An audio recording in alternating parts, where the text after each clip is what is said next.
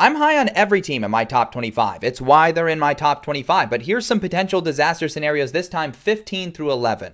Florida has been a bit of an off-season darling after a strong finish to last season, but there's still several places where this year can go wrong with a really brutal schedule once again, and Billy Napier, a guy that's not really on the hot seat right now, but what happens if the Gators lose a couple early games? Those defensive inconsistencies still arise, and maybe Napier gets canned mid-season and things just tumble for the Florida Gators.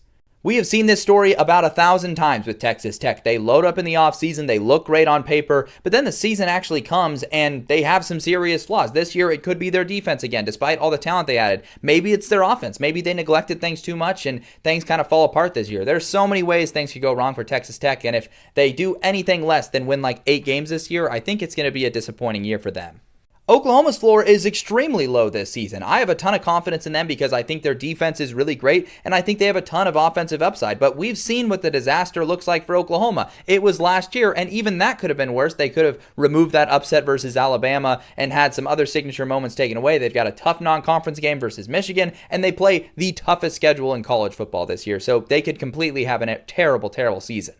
USC and Lincoln Riley have been working on the defense. It has shown improvement each year, and that offense last year had a bit of a weird season. They're expecting a bounce back, but if the offense doesn't bounce back and then the defense reverts to its prior form, you're looking at another really tough season. And something like a 6-6 year below 500 finish in conference could see Lincoln Riley actually on real hot seat talk.